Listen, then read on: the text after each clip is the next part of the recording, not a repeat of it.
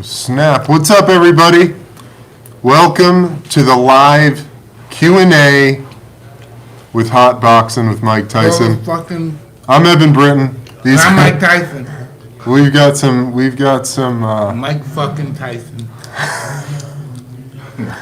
Well, welcome everybody. Thank you guys so much. Thank you for supporting us through season 1. Nelson Mandela. We'll take care of you in a second. Free Nelson Mandela. Season 2 is on its way. We're very excited about that. Thank you guys for tuning in. We've got a bunch of questions. So, Mike, you want any opening remarks? Hey, this is beautiful, man. God is great, man. This is I can't believe it. Absolutely. No doubt about it. Well, coming to you live from Tyson Ranch. That's it. Here we are, Tyson Ranch. We've got 1.2 thousand peeps tuning in. So, it's a good amount, man, for a live stream. 1.2 thousand. And it's growing. Look at that. All right, so the first question is from Landon B. What's up, Landon? Mike and Eben, what are you guys listening to these days? I'm listening to a lot of old stuff like Roots, Erykah Badu stuff. Ooh, nice, dude. Yeah. I'm listening to a lot of podcasts. I listen to some audiobooks. Carlos Castaneda. Have you read it? Have you heard of him? No, tell me. He's written a lot about shamanism, especially dealing with the peyote plant, mezcalito, and his journeys with that plant medicine. What else? I listen to a lot of talks, a lot of Alan Watts. Alan Watts is beautiful. I love him. I throw him on YouTube and then I listen to his conversations. Justin Perry? Are you familiar with Justin Perry? No. Oh, Justin's beautiful. Speaker? Yeah. All right, I'm going to have to check him out too. So that's what we're listening to. Mike is diving into and those guys. Earl Nightingale? Yeah. Another speaker? Oh, beautiful stuff. Yeah. Well, it's good to prime the mind with all that. That's what they call it, mind stuff. Yeah. The next question we've got here, another good one. Mike and Eben, what are your favorite books? From Dimitri D. What's your favorite book? Listen, there's so many books. You know, you can go with what? Machiavelli, the Prince. Yeah. You can go with who? What was that guy named? The guy that wrote Candide, Voltaire. Those guys. If you want to go from a classic perspective. Yeah. But if you want to go to like modern day stuff, there's really some good stuff. What's your favorite biography or book on Alexander the Great? Is there one you can point to? Or a history of that era? What was that? Not Josephus. It was this historian, Arion. What was his name? He wrote about Alexander. Plutarch wrote about Alexander. Yeah, absolutely. My favorite books, Be Here Now by Ram Dass. It's a great book. It's a guy who is... Purpose-Driven Life is a great book. Purpose-Driven Life, another great book. Another one of my favorite books about, specifically about ayahuasca and shamans down in Peru is called The Cosmic Serpent. If you're interested in the plant medicines, that's a great one to dive into to give you a good overview of plant medicine and the spiritual path from that perspective.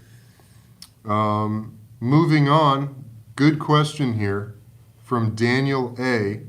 What's the one piece of information, Mike, that everyone should know? One piece of information everybody should know is to be kind to one another. Be kind to one another. Everybody should treat everybody with dignity and respect. Yeah, no doubt about it. Nobody should bully anybody emotionally or anything. Yeah. Because they can. Everybody needs to be treated with dignity and respect. I don't think it could be any better than that. I think that's, when you distill it all down, that's definitely the most important I'm talking thing. about race, quality, gender, everything needs to be treated with respect. Yeah. Yes, treated, no, you don't have to be no smile, but it's just respect. Pure respect, no disrespect at all. Do you have any thoughts on how someone can do that? Say somebody's really fucking angry. Somebody's really just angry at the world, at themselves. They hate themselves. How does But somebody... that's where it all begins. It's an inside job. Yeah. They have to learn to love themselves, some kind of self-love. Yeah. And self-love is not coming from a megalomania perspective of anything. It's about me, me, me. It's about when it's self-love, it's about everyone else. Yeah. That's the paradox. Yes. Yeah. Well, just to reiterate, in case you guys missed any piece of that, it's an inside job, as Mike's just said. Self-love leads to loving everyone else, loving the people around you. Letting go of self-hate allows you to let go of the anger and hate you have for the world around you. Mike, you're the man. Next one. I don't have anything to add to that. That's just, that's as good as it gets there. From Craig R. Hi, Mike. Hope you are well. What's up, Craig? My question would be, do you think professional athletes should be able to use cannabis as a way to heal the body and relax after a fight or match? I'm only talking, Greg, from my experience only. I think it's a good idea. I think it's really a good idea. Because it is a healing process that you have to go through while you smoke pot, cannabis, consciously or unconsciously. It's that period that we go through, the healing period, that pot, the mind and pot, and the mind intertwine with one another. Yeah, absolutely. Well, the chemical compounds found in this plant are naturally occurring in our bodies and are a key part of our healing process. Scientifically, that's proven. That's not just some mumbo jumbo or some hippie idea. That's real science says that cannabis, the chemical compounds, cannabinoids that are found in the plant, help our bodies heal after trauma. They help us deal with stress. They help alleviate pain. So it's very important in our healing process and recovery, especially for athletes. So I wouldn't know how to get on the treadmill or train if I didn't smoke first. yeah, I would never train. If I didn't man. smoke, I would never train. I would never train. smoke. I'll be just an overweight pig. It's great. Don't you feel like it just gets you in tune with your body? It gets me in tune with the world. With the world, yeah. With your environment. Yeah, Absolutely, I've said that. Said that myself. Good question here from Miles. What are you guys looking to achieve with this podcast? This podcast is just for awareness. Yeah. Everybody, for their awareness of me, for their awareness of you, for the awareness of what we even have our chapters on, Yeah. or our episodes on. It's all about awareness and Yeah. information. Absolutely. No one's trying to show that we're smarter than anyone else. We're all trying to learn together. Yeah. Pretty much. No doubt. It's definitely for awareness, to wake people up. It's to show you that there's others out there who may have been through some really difficult times. And when you're able to just take one more step, get back up on the horse, and continue on that journey. And trying to find your life purpose. That's what we're all here for, really. Who are we? Where do we come from? Are we really just our mother and father's children? Yeah. What do you think your life purpose is right now, man? Excuse me? What do you believe your life's purpose is right now? To be the best Mike Tyson I could possibly be. Mm. In order to be the best Mike Tyson I possibly be, it would have to be a serious change. I wouldn't see the word nigga. I would just be my whole life would be so changed if I was the best I possibly be. And I'm afraid to be the best I could possibly be. Mm. Isn't that funny? I'm scared. Because what does that mean? I don't know. Imagine me not swearing, not saying, but you know what I mean? Yeah. Imagine that. That's why imagine just being conscious of everybody else's feelings and the least of mine. Yeah. Imagine that. Whoa. Yeah. That alone is just wow. How do you feel about cursing? Huh? You feel like cursing is something to rid yourself of? No. This is what I think about curse. I think anybody should be allowed to curse. But I just know cursing is, I don't feel right when I curse, even though when I curse. Interesting. There's something about it is not right. You don't like it? Yeah. Yeah. Interesting. You know, Tony Robbins says that he uses curse words to like wake people up. Man, he can curse. Yeah, yeah. Woo! And I think that's a great use of it. Whoa, don't you? he can curse. Yeah. Don't you think that's a great use of that? You know, listen, there's nothing going to strike you to stand to command like curse words. Yeah, yeah. Get your motherfucking ass up. Oh. Yeah, bro, for sure. I've heard that 1,000 times. Definitely. Let's see what we got. Ooh. All right, from Jose. From Jose Leos. What's up, Jose? Shout out to Jose. Great question. Mike, what do you believe life is? Life is a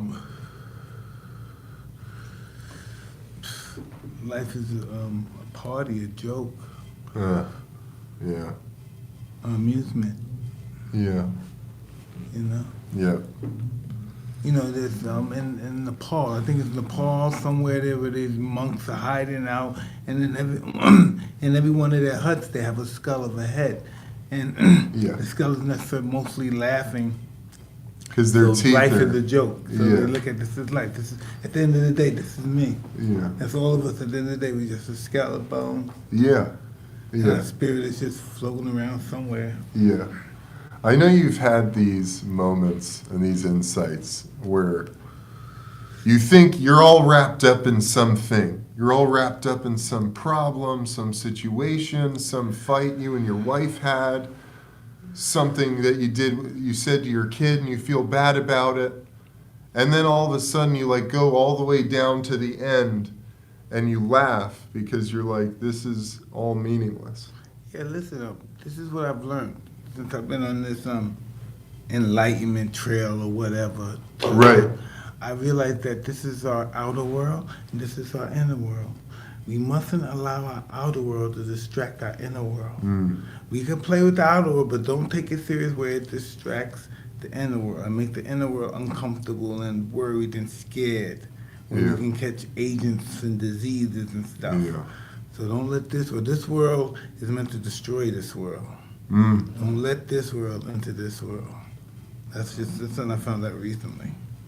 That's a great This world's insight, just bro. trying to antagonize you. Might wait a year, may wait 2 years. Yeah. It's waiting to antagonize you. Yeah. Waiting Yeah. for you to blow. Yeah. That's so true, man. That's a great insight. Nothing tampers with the inner world. The outer world's entertainment only. Don't take it serious. I'm talking about your children, your family, your wife, your mother, your father. They're the outer world. Don't let them affect the inner world. It's true, man. I remember thinking that when I was a little kid, there were times when, you know, I had coaches, I had teachers, I had family members who were really hard on me and spoke really harshly to me. And I took it all on, you know. For a long time in my football career as an athlete, I think we take on a lot of our coaching, you know. And as we're molding ourselves into that greatest version of ourselves, that's the champion. And it took me a long time to release myself from a lot of that because it put a lot of scars, you know. Yeah, I can see that. I can really see that happening, Eben. You know. Because we're really fragile. Our minds are fragile. Yeah, yeah. Our minds tell us things that we overtly know that's a lie, and we say, "Why is it saying that to us? Yeah. Why is it saying this bullshit? This is bullshit." Yeah. It's just I know. Yeah, it takes a long time yeah, it's a trip. to realize that. And a lot of that, I believe, is from the people around us who have said things critical or judging. Most likely our mothers. Yeah, our mothers, yes, of course. The people that were the most important to us when we were in the purest stage of our existence. You know, that's the one thing that's really amazing to me about kids is how pure their minds are and how crucial that is, you know? as children. You know, you come into this CBD world. drink. Drink responsibly. Drink, baby. The You know? CBD beverage. You know, as children, like you said, we don't know anything. Yeah. We don't know anything. The only thing I remember is whatever other people did or what my mother told me. The only thing I remember, my mother told me, there's good people in black and white, there's bad people in black and white, and always say yes, ma'am, no, sir, and that kind of stuff. It Yeah. was all about improving yourself as a person because we were so poor, so she always wanted us to have manners and be kind and wanted to stand out. So all my family was known for standing out, being polite and stuff. Well, I mean, that goes with respecting everyone, Yeah. you know, and just what a, and look at you, man. Look at where you've gone in life, who you are, what you've done, and how far that simple axiom, how far that can take you. Just respecting people, being kind to others. Absolutely. I used to always think my life is fear. Coming from Brownsville, Brooklyn, you think it's all about fear. I want to be feared. I don't want to be loved. You Yeah. know, Yeah, it's more scarier to be loved than to be feared. yeah. You know the obligation to love. Shit. We all know the obligation to fear, but do you know the obligation to love? Mm. Wow, that's scarier than fear to me, buddy. Mm. Why? Love is the essence of love. I don't know what the word, but the essence of love of a meaningless sake is total dedication. Mm. It's your total dedication. Mm. All right. All right. No, none of those questions are any good. Love. All right, here we go. Jarrett Hale. What's up, Jared? I've heard Mike say in an interview once that not all great men are good men, and this led him down a different path. Does he believe good men can become great men also, or do you have to pick one? Does goodness make you weak? Goodness can never make you weak. Yeah. It's the people that are weak when they receive goodness. Mm. You know, Yeah. goodness is never weak, but goodness could weaken people. Yeah. I love it. Here's a fun one. You might hate it. Go for it. From Darren. Darren Sims. Mike, if you were still in your 20s, do you think you would have unified all the belts in today's heavyweight division? Well, listen, from a 20-year-old, if you ask me at 20 years old, there's no doubt. Yes, Yeah. there's no doubt. But, you know, they're really good fighters, and I respect all their skills. It would have been a very tough fight, you know. Yeah. And some great fighters. Who do you like? Who would you have been most worried, I guess, about out of the top heavyweights right now? Joshua, Ruiz, Wilder, Fury. Is there one of those guys that you think would be a toughest matchup for you? If I was training Joshua would be. Really? Why is that? He just has it all. You know, he just doesn't know it, though. Mm. Mm. Interesting. Don't you think you have to know it? Yeah, you have to know. That's the last Listen, piece. Let me tell you something. If a guy has it and doesn't know it, What good is it? yeah, a guy that doesn't have it but doesn't know that he doesn't have it is going to do better than that. Yeah. Isn't that a trip? Yeah. Yeah. I totally know. Yeah. Yeah. Ricardo Ruiz asks, when and how did Mike and Eben meet? I think we've talked about Yeah, this. we're pretty much business partners. We work together Yeah. in the same office, pretty much. Yeah. What was it? 2 years ago, May of 2018, Yes.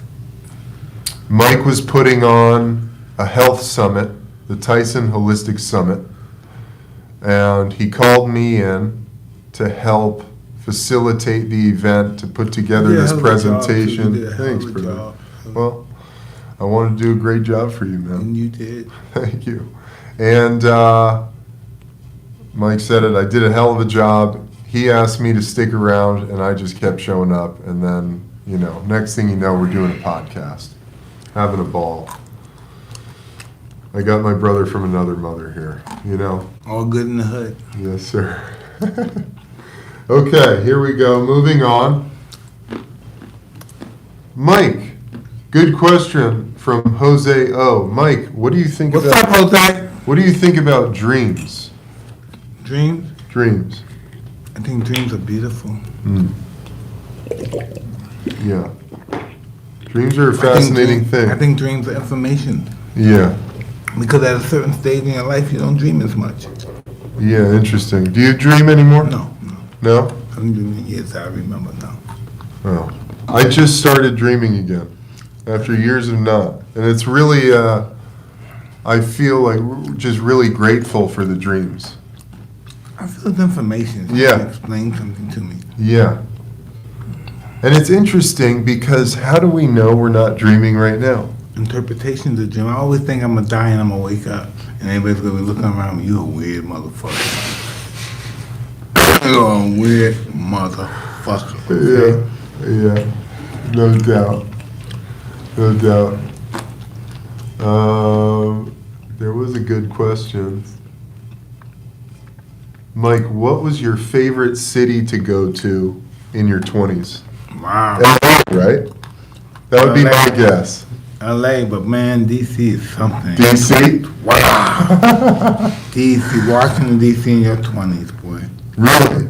Because that'll be your first interaction with elite black people. Oh. Being from the African American community. Interesting. That would be your first fucking engagement with, boom, black people on top of their game intellectually, respectfully, socially, everything, financially, and that's awakening.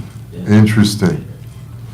It's really humbling sometimes when you think you're a big shot, Interesting. Yeah, DC is all about power, isn't it? Yeah. Politics, man. What do you think about politics? It's a game. It has to be a game. We wouldn't be this intrigued with it. Right. It has to be a game. Someone has to win, someone has to lose. Man, it's fascinating. Would you ever get into it? Not in particular, no. No, not by choice. No. Maybe the universe will take you there, bro. Man, anything for the universe. You know what I mean? Who knows?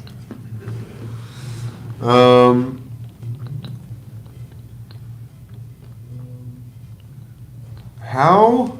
From Frank Mack. Frank Mack? Frank Mack. Frankie Mack. Yep. How do you keep your ego in check? Listen, by dying, Wow. by no longer existing. Yeah. I'll be lying to you if I say I keep my ego in check. I got my ego in check. No, that's not true. The reason that I have this company and this stuff is working out because my ego got loose. Yeah. That's a tough one, man. And your ego is, once you create it, it's not going anywhere, and No, it's I'm a not going constant. anywhere. I'm not going anywhere. It's a lifetime battle. I think what Mike said, though, is the core essence of how you defeat your ego is through dying. And No you doubt might, about it. every day you have to die a little in some way. You let things go. Letting things go, allowing pieces of yourself to die. That keeps your ego in check. Because your ego wants to constantly hold on to things, hold on to your identity, who you are, what you think you do, how you make money, what matters in your world, how important I you want are. you to compete with everybody. I want you to compete with everything and everybody. Your children, your wife, Yeah. your partner, everybody. And so, letting go, constantly letting go of shit. At the end of it, you have to let go of everything. That's the Zen Buddhist way. You let go of everything. You detach from it all. Nothing matters anymore. And in my And that's opinion, a really dark place to yeah. be, too. In my That's not opinion, just... we're not, we don't control our ego, pretty much, I guess. We just don't respond to it, maybe. I just don't respond to my ego. I don't challenge it. I don't talk to it. I know this is bullshit. I know this is bullshit, what's going on right now. So I don't even respond.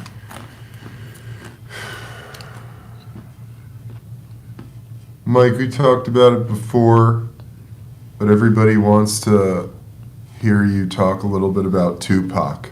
And we've only got about 5 minutes. So maybe if you want to give them a quick little 2 sentences or a few words on what made Tupac so special and something you really appreciated about him. I think Tupac was just an amazing person because he was just different. His brain must have never stopped working. It was just so fast. He had different personalities.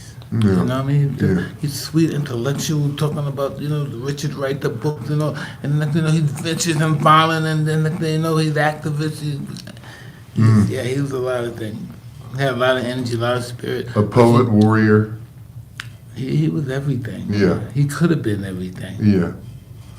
Yeah. Could have been. He was ahead of his time. Yeah. He was ahead of his time and a little bit in the past too. Oh, interesting. And a little bit in the past. Do you think when someone like that comes into the world, they're almost so powerful?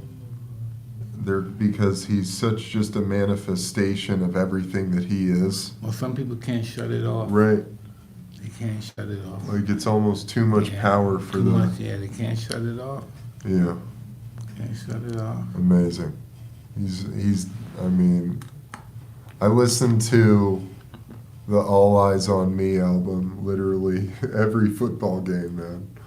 That was before I went on the field. What would make him think that? His whole pretty much his synopsis was paranoia. Yeah. He had a lot of paranoia issues. He was very Machiavellian.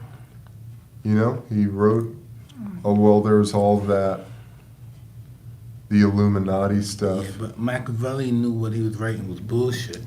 Mm. You know what I mean? Mm. The Prince and all that. Yeah. Well, he wrote The Prince when he was in prison. Yeah. Yeah.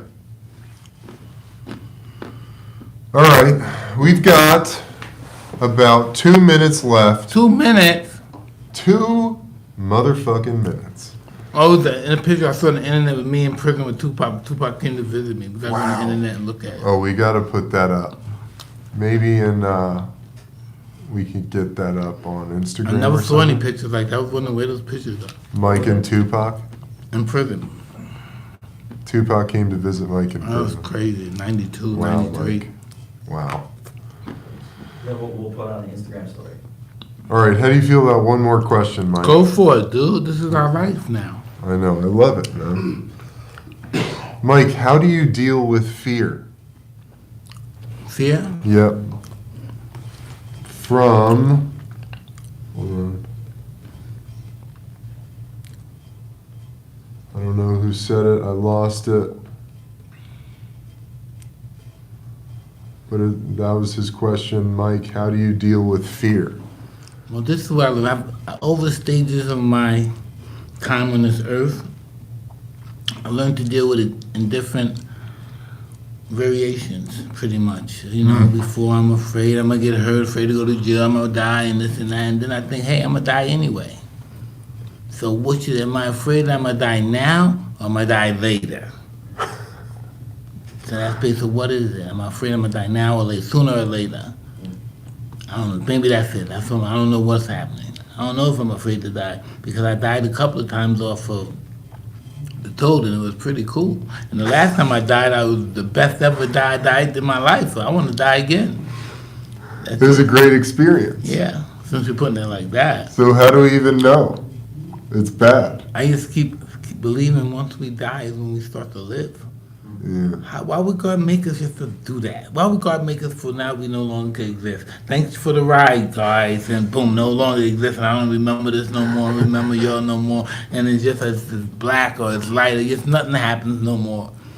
I don't understand that. God is smarter than that, and God's gonna do something. He does. Why would He want to hurt us if God's what we think He is? Yeah.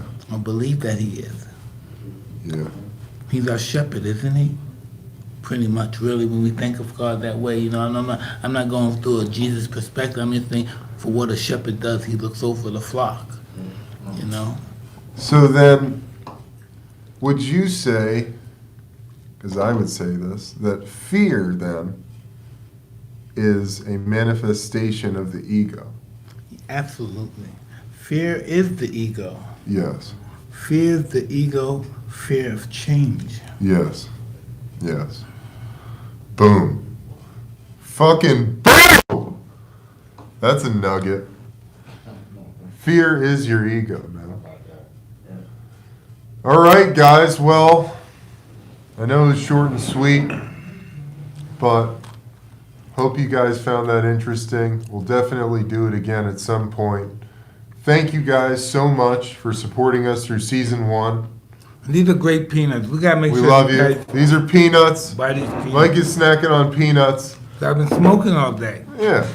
Dude's I'm fucking, on a he's diet. fucking working. He's got to get some fuel in. His brain's going, man. He needs food. Big time, He big needs time. fuel. More than it's ever been in his whole existence. Absolutely. This is the best That's I've ever felt awesome. my whole life. Look at you, bro. You look great. This is sharp as Lost 70 pounds. It's sharp. So thank you guys so much again from both of us, from everyone here at Hot Boxing and And Tyson Ranch. We love you guys tons. Season 2 is on its way. Be patient. A lot of cool shit coming to y'all the end of 2019 and 2020. We gotta get some really small people in here and have some action. LA's little people. We gotta get them on the cast. Let's call those Yeah, guys up. LA's little people. For sure. Little couples, whatever. We'll get them in. All right, everybody. Until next time, I'm Eben Britton. And I'm Tyson! We out. Do me a favor. I'm gonna take a picture of this joint.